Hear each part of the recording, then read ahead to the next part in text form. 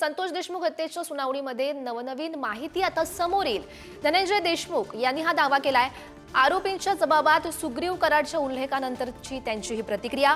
प्रकरण न्यायप्रविष्ट, या गोष्टीवर प्रतिक्रिया देणं अयोग्य असल्याचं धनंजय देशमुख म्हणतात। सुग्रीव करारच्या सांगण्यावरून संतोष देशमुखांनी सुदर्शन गुलेला मारहाण केलेली होती। याचा बदला घेण्यासाठी संतोष देशमुखांना मारहाण करण्यात आली। जयराम साठेनं हा जबाब दिलेला आहे आणि याच प्रकरणातली आपण ही महत्त्वाची अपडेट बघू शकतोय। अजून ह्याच्यामध्ये जसं जसं आपण पुढे जाऊ, जसं जसं सुनावणी होत्याल, जसं जसं तारखा होत्याल, तसं तसं खूप मोठ्या प्रमाणात माहिती प्रसारित होणार आहे आणि त्याचं स्पष्टीकरण आपण अधिकृत जे या प्रकरणातील मुख्य वकील आहेत सरकारी पक्षाकडून, जे की ज्यांच्यावर आमच्यावर अन्याय झालेला आहे, त्यांच्या बाजूनं ह्या सगळ्या गोष्टीचं स्पष्टीकरण ते वेळोवेळी देणार आहेत आणि आपल्याला तेच महत्त्वाचं आहे। आणि या संदर्भात अधिकची माहिती जाणून घेऊयात। आमचे प्रतिनिधी उदय नागरगोजे सध्या आपल्यासोबत आहेत। उदय, या प्रकरणातली खरं तर ही महत्त्वाची अपडेट म्हणावी लागेल। धनंजय देशमुख यांचा आपण हा नवीन दावा बघू शकतोय।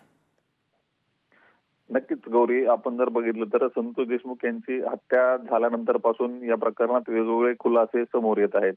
आता सर्वात यापूर्वी कधी चर्चेत आली नव्हती ती बाब आता समोर आली, ती म्हणजे आवाजा कंपनीत सुदर्शन गुले आणि त्याच्या सहकार्याला जी मारहाण झाली होती ती सुग्रीव कराड याच्या सांगण्यावरून संतोष देशमुख आणि त्या गावकऱ्यांनी केली होती, असा जो जबाब आहे तो जयराम साठे आणि महेश केदार यांनी दिलाय। आणि तशी जी पार्श्वभूमी होती ती कृष्णा आंधळेने या दोघांना सांगितली होती, असं देखील जबाबात म्हटलंय।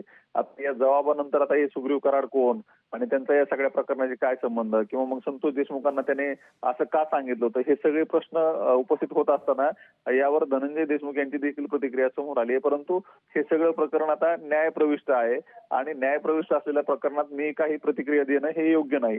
या संदर्भात जे सरकारी वकील आहेत तेच अधिकृत भूमिका मांडतील, अशी भूमिका आता धनंजय देशमुख यांनी घेतली आहे। त्यामुळे आता या संदर्भाचा जो खुलासा आहे किंवा सुग्रीव कराडच्या सांगण्यावरून कशी काय मारहाण झाली होती संतोष देशमुखांनी कशी मारहाण केली होती सुदर्शन गुलेला, हे आता सरकारी वकीलच स्पष्ट करू शकतील।